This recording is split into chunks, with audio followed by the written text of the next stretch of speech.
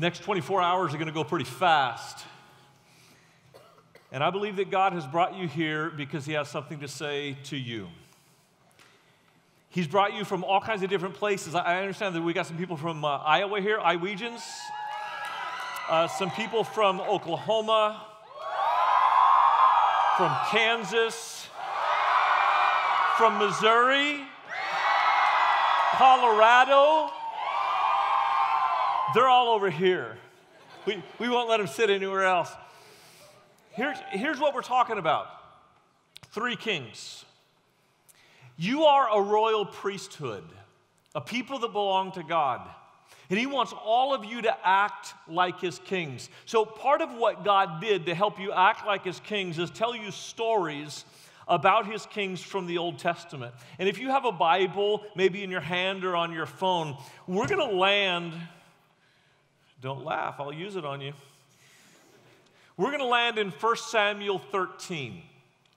It's a story about King Saul. And I know it's like a Friday night, it's weekend, but could you do a little bit of math for me just a second? I promise you won't need to pull a muscle. 1 Samuel 13. Saul was 30 years old when he became king, and he reigned over Israel for 42 years. If you can figure out how old he was when he died, just shout it out. 72. Dude, 72 years old. You know how he died? He died in battle with one of these in his hand. 72 years old. I want to be like that, man. Just some tough old bird that refuses to die. And in fact, his enemy didn't kill him. They were about to. They were coming in on him, and he told his armor bearer, run me through with a sword. And the guy goes, I'm not touching the king, man. You're the king. I'm not touching the king.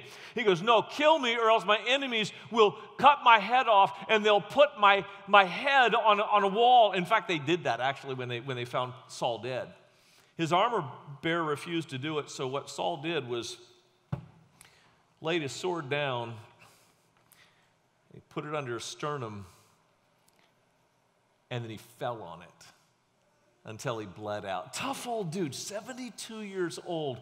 In his younger days, 30 years old, 35 years old, 40 years old, he's going through all of these battles. And his son was with him in the particular battle that we're going to read. How old is Saul when he dies? 72 years old. I want you to think about how old was he when he started? He's 30. In this particular battle, his son is going to be with him. His name is Jonathan. Now, in order for Jonathan to be fighting with his dad, he's got to be at least 20. Let's say that Saul was 20 years old when he had his son. How old is he now? He's 40 years old. How old is when he dies? 72. I'm just guessing about the 40. 72, I know. So turn the page. Here's the story. It says in verse 8, Saul remained at, verse 7, Saul remained at Gilgal, and all the troops were with him, quaking with fear. And they should be. I mean, if you read a little bit earlier, there are 6,000 charioteers in his enemy's camp. 6,000 charioteers. You know how many people are here with Saul? 600. They have 10 times the number of guys in chariots that Paul has troops on the ground. It's not looking good. And so, verse 8, he waited 7 days, the time set by Samuel. You may not know Samuel. He was this prophet dude. He was like a priest that would come in and he would make sacrifices for God to bless the battle. He waited 7 days, the time set by Samuel, but Samuel did not come to Gilgal. And Saul's men began to scatter. Now, if you only have 600 men, they begin to scatter. That's just bad news, right? To make matters worse, verse 9, so he said, bring me the burnt offering and the fellowship offering, and Saul offered up the burnt offering. Just as he finished making the offering, Samuel arrived, and Saul went out to greet him. Now, what you need to know is that the king, his job was to carry the sword. It was the priest's job to make the sacrifice. And a king's not supposed to do a priest's job, and a priest isn't supposed to do a king's job. And so when he arrives, Samuel goes, Saul, what did you do? Well, I made a sacrifice. Why'd you make a sacrifice? Because I wanted God to bless our battle. Why do you want God to bless your battle? Because all my men are scattering. Samuel, you didn't show up. And Samuel's going, dude, you shouldn't have done that. Because God has told you that what the job of the king is, and he's told you what the job of the priest is, and you shouldn't be doing things that God told you not to do. If God has told you to be a king, you be a king. If God's told you to be a priest, then you be a priest. Verse 13, you've done a foolish thing. Samuel said, you have not kept the command of the Lord your God that he gave you. If you had, this blows my mind. Some of you know the Bible a little bit. Some of you don't. That's all right. For those of you who know the Bible, this is going to blow your mind.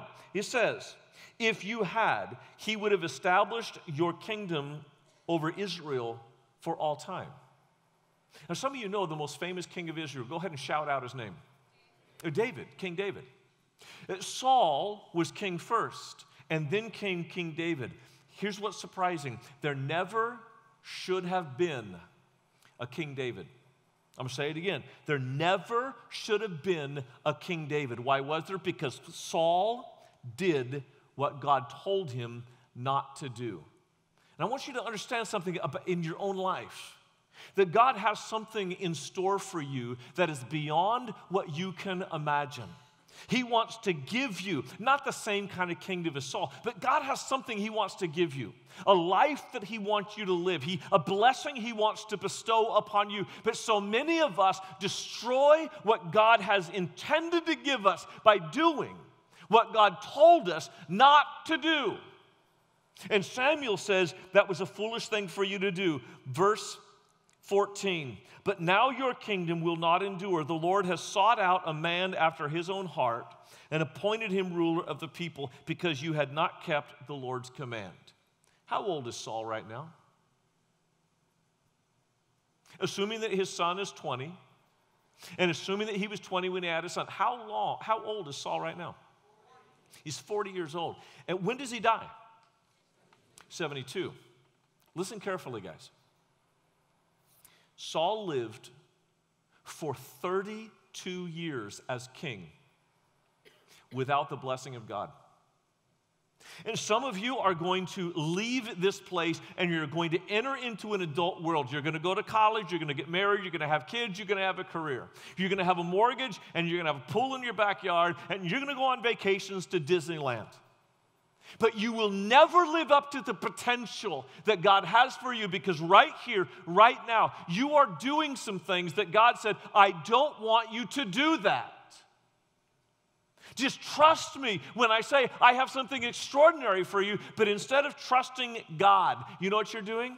The same thing that Paul did. He's looking around and he's saying, who is with me and who is leaving?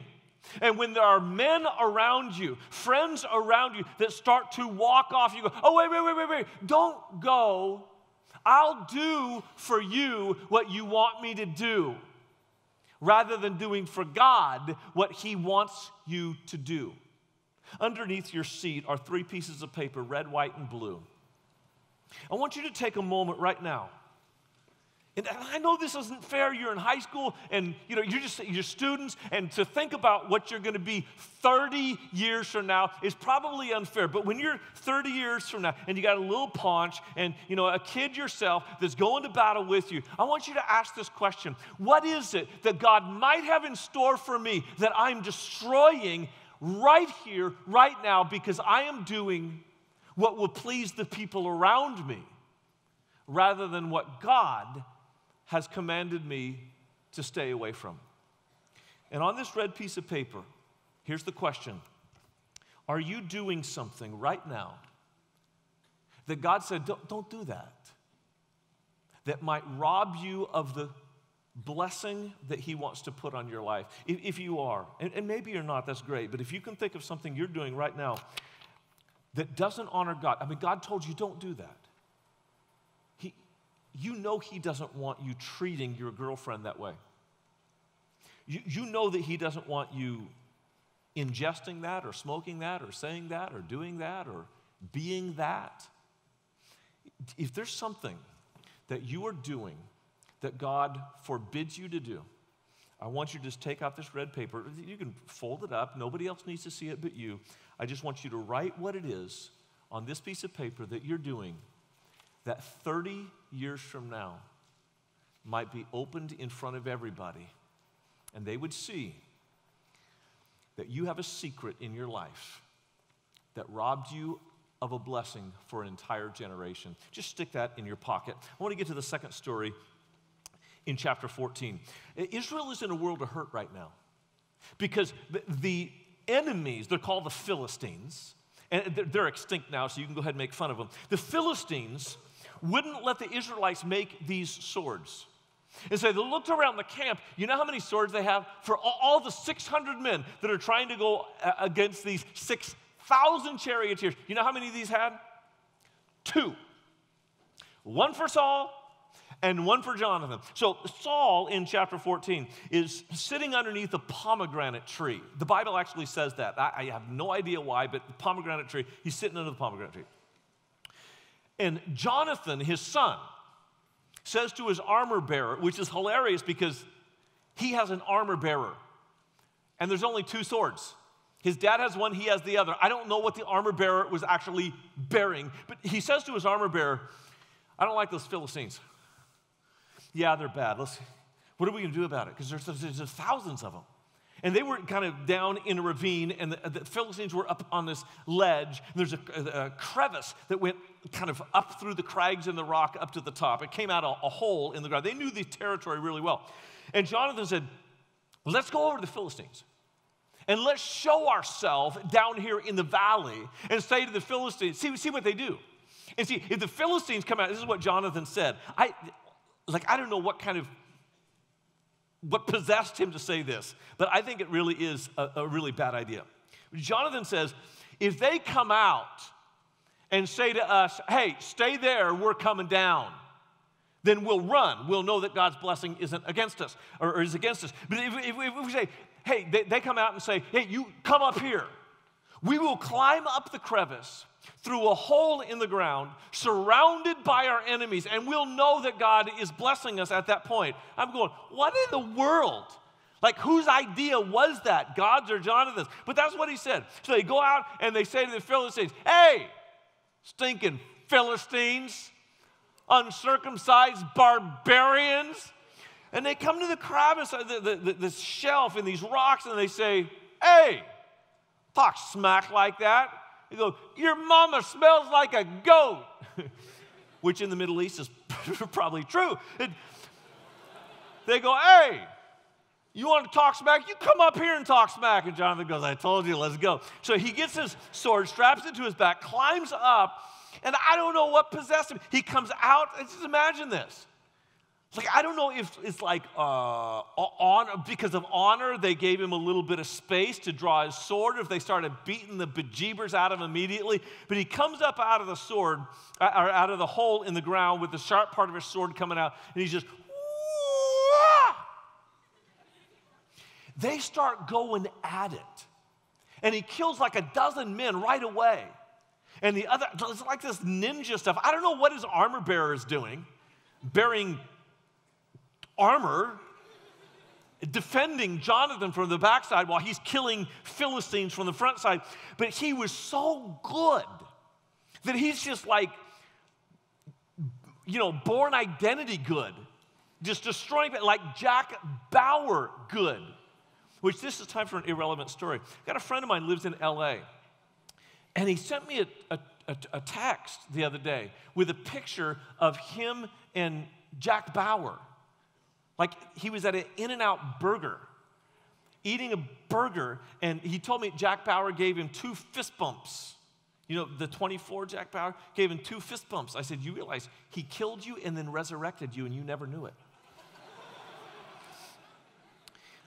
That's how good Jonathan is. The other Philistines begin to freak out.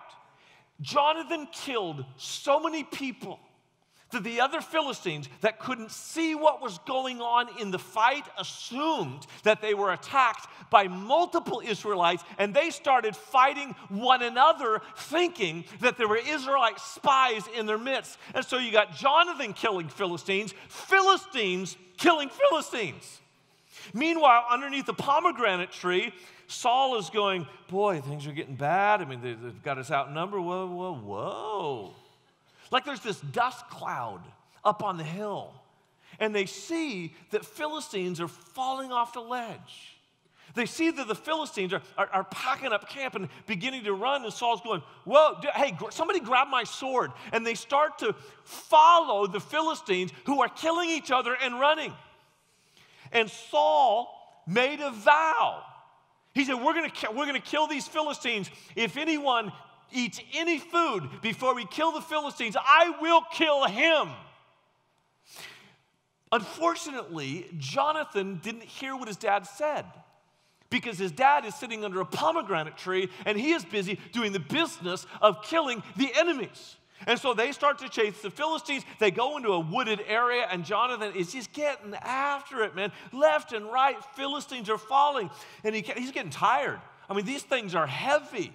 And so he's, slaying and, Jack Bowering it, and he gets hungry, and he goes by this beehive, and he takes his staff and he dips it into the honeycomb, and he pulls out some honey. And he's honey, if you're a football player or athlete, it's really good, quick energy.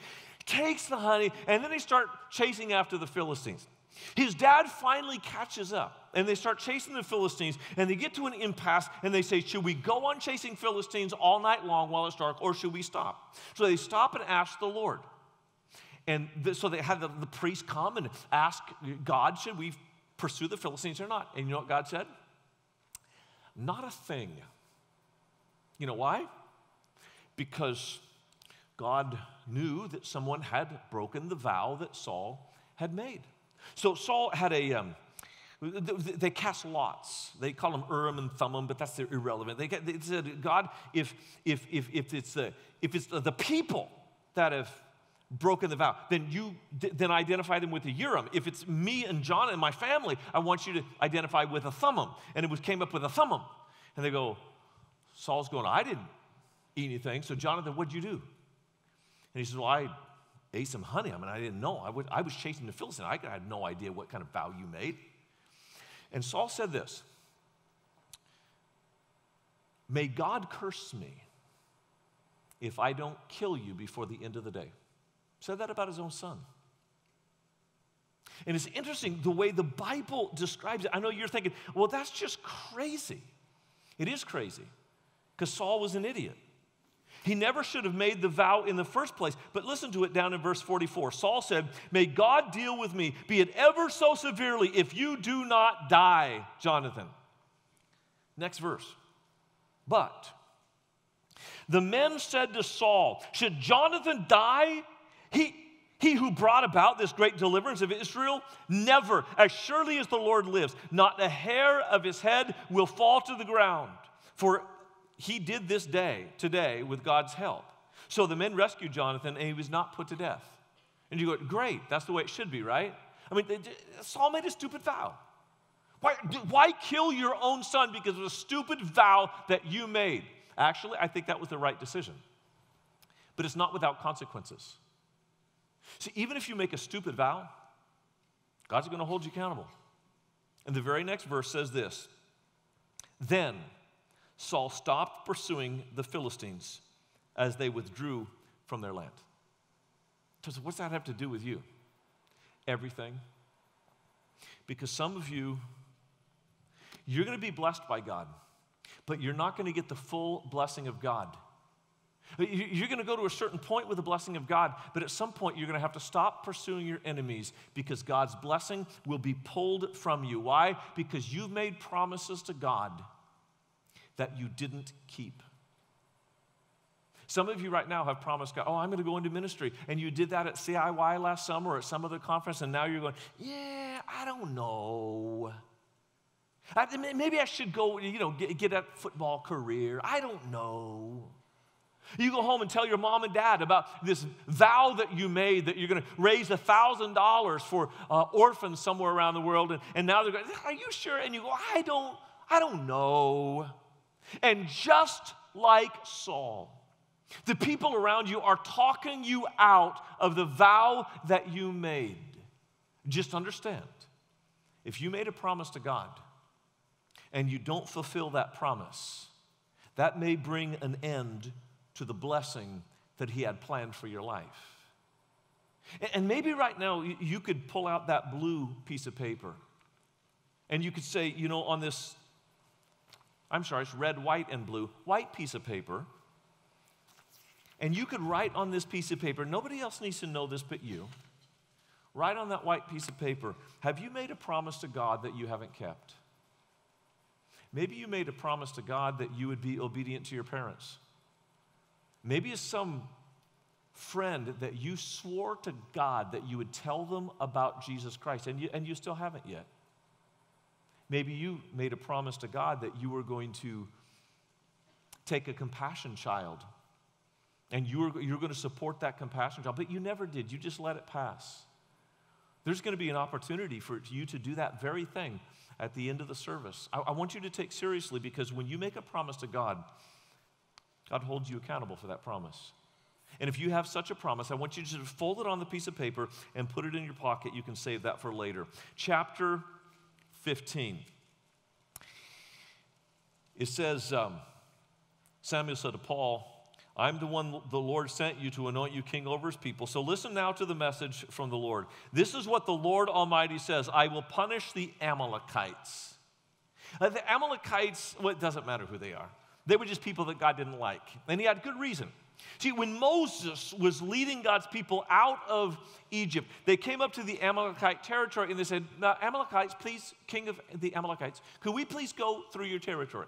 He said, no. He said, no, we're not going to touch your women. We're not going to touch your crops. We're not going to kill your animals. We just want to go through. He said, no. And Moses pleaded, all we want to do is pass through. We're not going to hurt anything. He said, no.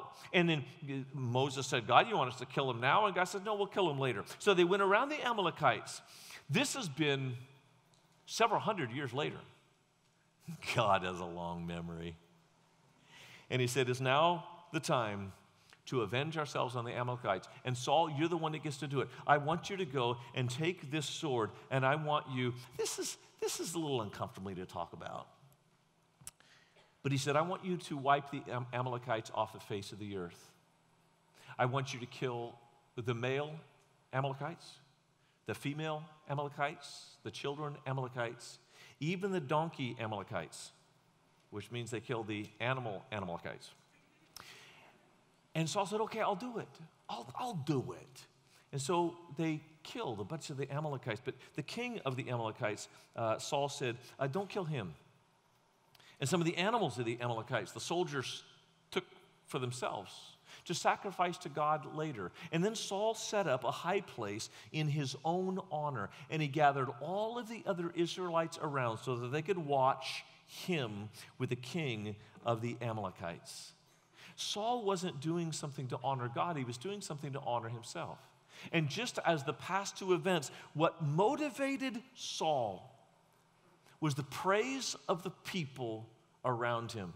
You should have been there. In chapter 15, when Samuel finally shows up, verse 12. Early on the morning, Samuel got up and went to meet Saul. But he told Saul, but he was told, Saul has gone to Carmel. It's a big mountain over in Israel. There he set up a monument in his own honor and has turned and gone on down to Gilgal. When Samuel reached him, Saul said, the Lord bless you, Samuel. I have carried out the Lord's instruction. Bah.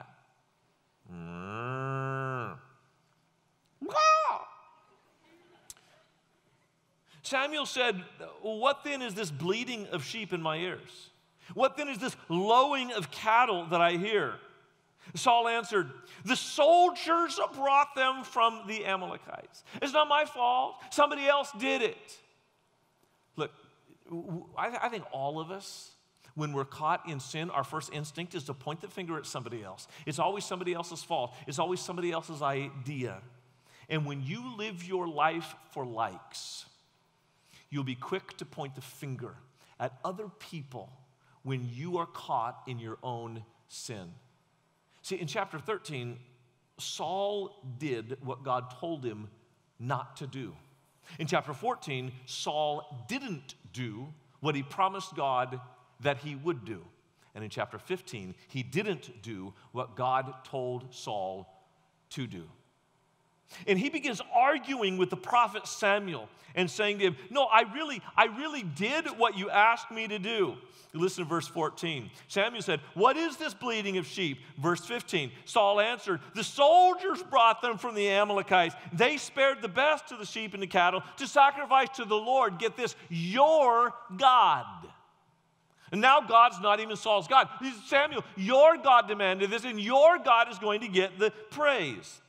But we totally destroyed the rest. And Samuel shouts out, verse 16, enough! I think God is shouting out to some of you, enough! I've asked you to obey your parents, but you keep making excuses for why you're not doing what I've asked you to do. And you say, yeah, but I mean, my parents, God, you should just meet my parents sometime. No, enough. Enough. No excuses, no exceptions. Can you say that with me? No excuses, no exceptions. One more time. No excuses, no exceptions. So God has asked you to attend church and be with people who are going to build your faith. And you go, yeah, I know, but I've got this soccer tournament, and I stay up late Saturday night, and I got friends. What do you expect me to do? I'm in high school. No, enough. No exceptions, no excuses. In the way you date, in the way you serve God, in the way you love God with all your heart, soul, mind, and strength. No exceptions, no excuses. That was Saul's problem. He thought that somehow he was an exception, and that's why God rejected him from leadership. And if you ever want to be a leader for God, you are the example and not the exception. You are able to stand face to face with God and say, what is it that you want me to do? Because that is exactly what I intend to do. I want to ask you to pull out this blue piece of paper. Is there something that God has asked you to do, and you've kind of sort of done it, but not done it with all your heart? I mean, you know because the Holy Spirit is prompting you right now. Say, remember what God asked you to do. And you said you were going to do it, but then you only did it half-heartedly. You only did it 50% or 70% or even 90%. But you've not given that last 10% to God. If there's something that you know that God's asked you to do, that you still have some unfinished business, would you just kind of fold that piece of paper over? Nobody else has to see it but you. And on the inside of the fold, just write, what is it that God has asked you to do? See, Saul was probably 40, maybe 45 when this battle took place. And he would live another 32 years with a sword in his hand and a crown on his head. But in the very next chapter, God anoints another man to take his place. See, I think God wants to bless you. The next 24 hours are going to go really, really fast. God has a lot to say to you. And maybe you're in a place right now where you know that you're doing things that God said not to do. That you're not doing things that you promised God you would do. Or that you are not doing things that God asked you to do. We're going to pray here in a minute. And then we're just going to worship. So at any time in the next hour, as you're worshiping God, the Holy Spirit says to you, hey, you got something on the red paper you need to deal with, or the white or the blue. We're going to worship God, let him speak to us. And then we're going to go to our group times and let you speak to one another about how you can tear up these pieces of paper and make peace with a God who wants to bless you. But he's not going to bless you unless you obey. Father, you know our hearts. You know we want to do what is right. You know we want to honor you 100%. But so many of us have gotten distracted. Not so much by sin, but by friends, by the people around us that we want to impress, by the people around us that we want to please. So please, Lord, open our eyes to what you have in store for us, and help us to live today like it matters for the next 32 years. We pray in Jesus' name. Amen.